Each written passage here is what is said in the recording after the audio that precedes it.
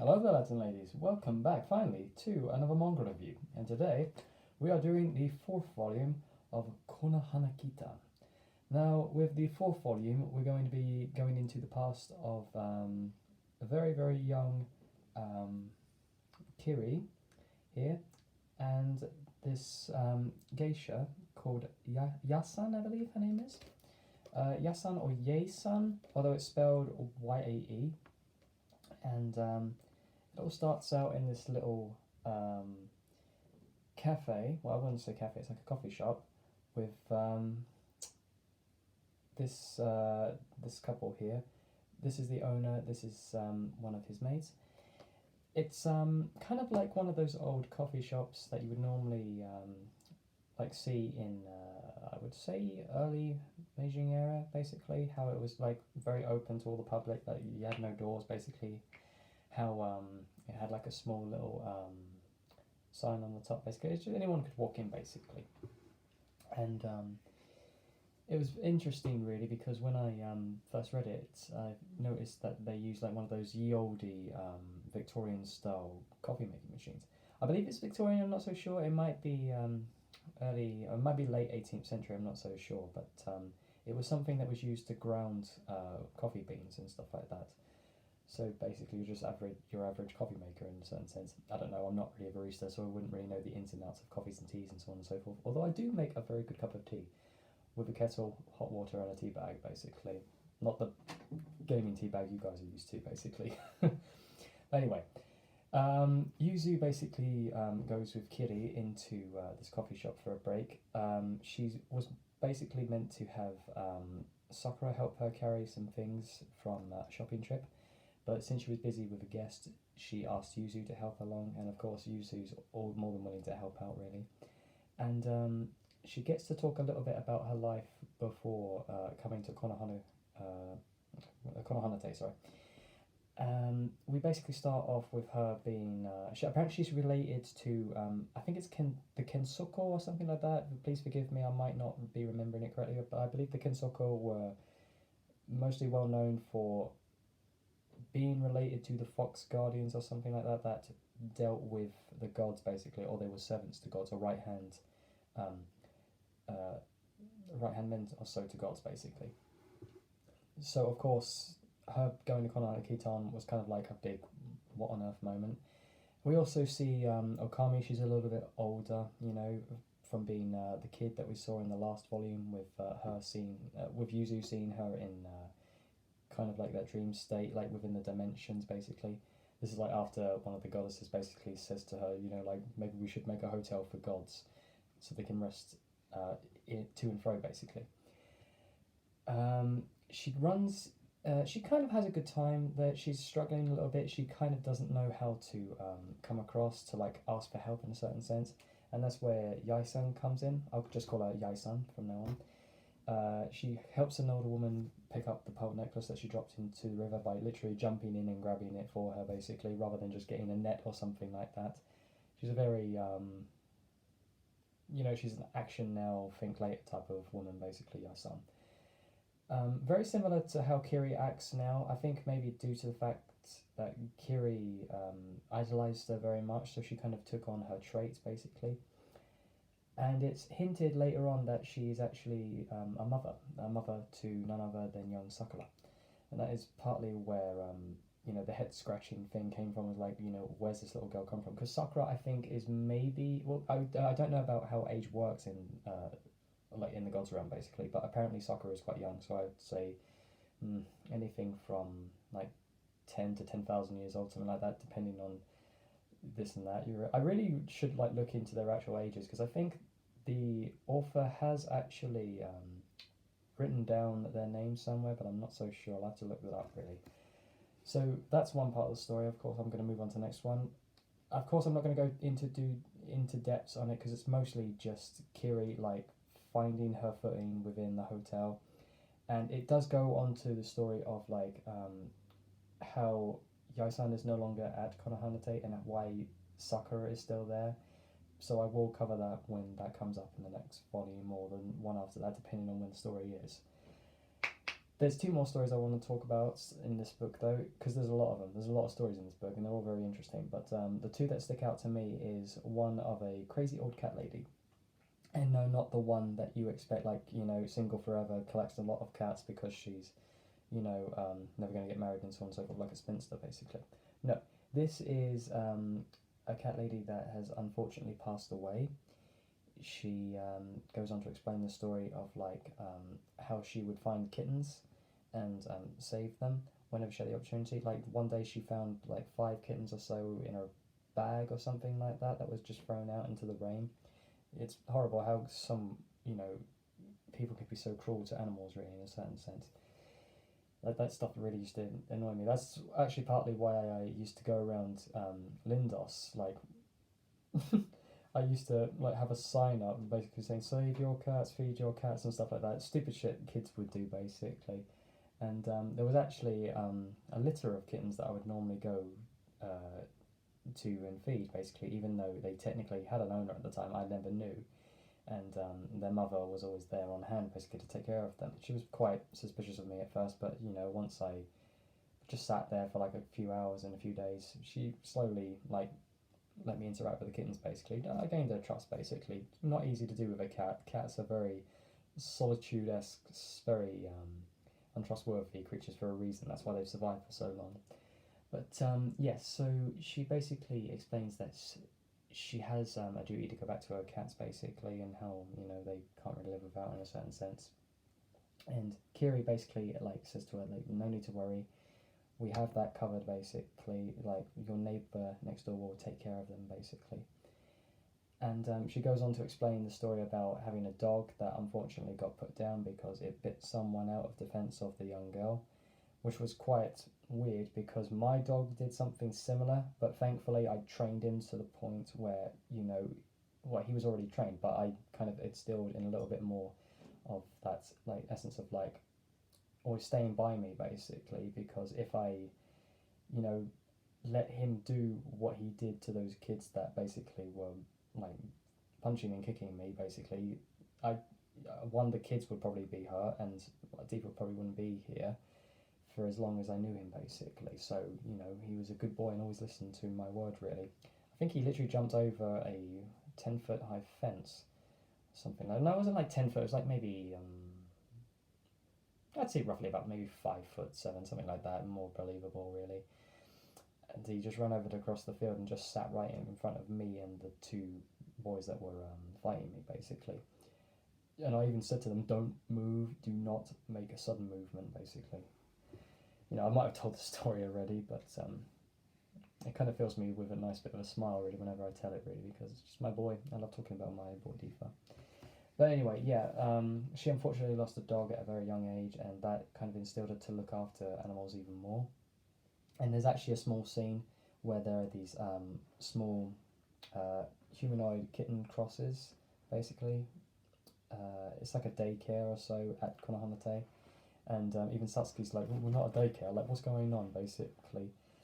And they basically come into the room unannounced where the old woman is, and they basically say hello to her, they know her, basically. These are all the cats that she couldn't save or died whilst she was trying to save.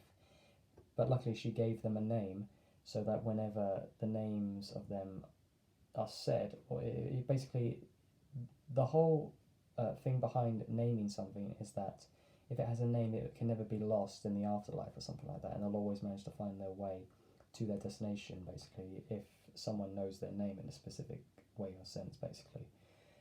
Which was quite lovely and touching, really. So even though there was even like a little scene where one of the little girls basically looks at her and says, like, look, I'm no longer blind, and my stomach doesn't hurt from, like, it twisting from having very little food, basically.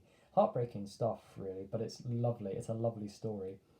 And she goes off to heaven after this one young lad basically comes up and taps her on the shoulder and says, I think it's time for you to go. Don't worry about your kittens, they'll be safe. These kittens need to be taken care of as well. He's basically in the form of her neighbour, like a young lad, maybe 17, 18, something like that. but it's actually hidden that the person himself is actually her dog. I believe it's the name Shiro or something like that. He basically pretended to hide his ears and tail, so that didn't give her more an incentive to stay behind. Basically, as long as she felt needed by the cats, then that would help her like move on to heaven, basically. Which was also another thing for Konohana, because they basically helped those that come to and fro between limbo and earth and heaven. Basically, that's the whole stick with it. Really, it's very good. Very good bit of story of that. And the second one, sorry, the third story. If I can just revisit it. Sorry, I read this like 3 or so days ago, and I've been so caught up with the rugby recently this weekend. So many close games. England completely toppled Tonga, which is unfortunate, really, because Tonga have been having a horrible losing streak recently, and yeah, it's not been pleasant for them. Scotland did very well today. They did fantastic. Literally by 2 points beat Australia. My cousins in Australia are not too happy really about it, but you win some, you lose some. But 3 on the bounce for Australia. I kind of feel like without Quade Cooper and some of the others, they're not really going to push through the stints that Australia have, really. I mean, it's not that they don't show heart. They've got very good heart, but I feel like Scotland, having faced so much adversity over the years, they've definitely earned more of that heart, really, when it comes to losing to other countries. But it gives them a drive and determination that you can't really beat, really, or you can't equal in a certain sense. So it's good, very good all around, really. But yeah, enough of that. The last and final story is of a young boy artist. He basically ends up in a bus accident, and he's in between life and death. He's at that point in his life where his art isn't appreciated, and he feels like he's not special, or his art isn't unique, basically. And he goes to Konohana. He kind of does his art for the girls. His art comes alive to certain things here and there. They try to make him feel good about how good his artwork is. And even though some people can do this at a younger age, some are just talented, and art is mostly through the eyes of the beholder in a certain sense. He kind of still feels that it's not good until he starts to feel a bit like a deity. They treat him like a deity, but the problem with being treated like a deity is that once you have such a high pedestal, when you fall off, you are going to really bruise your ego when you fall off that pedestal, which is what happens with Satsuki, unfortunately, when she basically says to him that you're not the only one that's great at art, basically. So don't think that you're like a god, basically, because everyone does this, in a certain sense. It's like learning how to ride a bike. It's easy once you get on it, so you're not really special once you ride a bike. But it's special in the occasion when you learn it, basically, because, it's a feat. It's a small, somewhat of a feat. He kind of feels despondent until he meets, these 2 legs. Yes, very strange. It's 2 undrawn legs that basically can somehow telepathically talk to him without a voice or a lip, or lips or whatsoever, basically. She kind of asks him to draw her, if she can have him draw her body.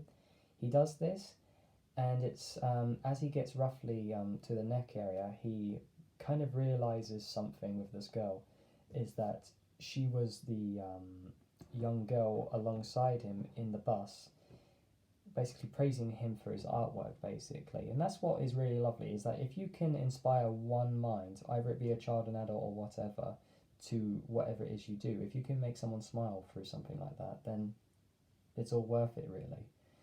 So it's really lovely how Kiri offers him, if you want to go in between heaven and earth, you can still do that, but you have to decide quickly. And so he decides to throw water over his drawing, and thus that makes him return to earth. And he returns to earth, and he's got the young girl in his arms. He's got a bus door on his body, and he's protecting the young girl. And in the hospital, he found out the reason why his arm was giving him his deity powers of being able to create things and how they come alive.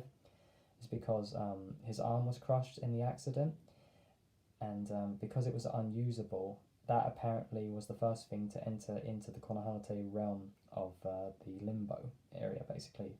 So it was kind of like a gift from the deities to make him like see his art for something special for once, basically, if that makes any sort of sense. And then later on, he's recovering in the hospital alongside the young girl. She has both broken her legs, basically, but they're both recovering at the same time, and within time she will walk again, as he will draw with the right hand again. And he basically says to her, I still need to draw you. And she comes along, she wheels herself along in a wheelchair, and she looks at his painting and says, what is this place? I'd like to visit it one day. And he says, this is a very special place. A very special place where all those that go here are all welcome. And she says, what is that, a dog? And he goes, no, silly, that's a fox. And it ends there, really. Quite lovely, really. I like this volume because it covers Kiri's past in a certain sense, and it goes in between to and fro of Inosuke. I didn't go over Inosuke's story because I feel like that was a bit of an acid trip for me to read that, because it was like literally Inosuke just basically sneezes. He has like a problem, he sneezes, and it causes the dreams that he eats from time to time to like convulge with other people. And Kiri apparently is the person who helps Satsuki, who is aware of these dreams, to go in between of the girl's dreams and try to get them like awake or get them out of there. And Yuzu's obviously responsible for trying to like pull them out of the situation. And it's a nice little hint because Yuzu does come into contact with Yai,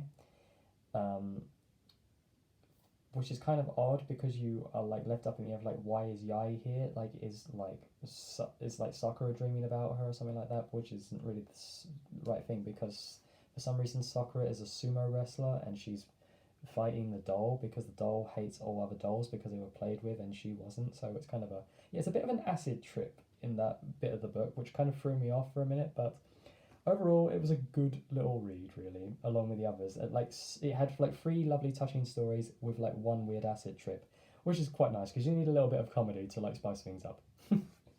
So yes, that was Konohana Kitan volume 4. I will probably do one more volume, and or maybe I'll do like a tattoo story time. I might probably go over one of my arm tattoos because I've quite a few, and one of them has definitely got some good meaning, really.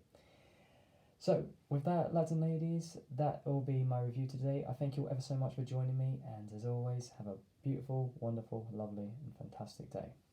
Take care, my friends.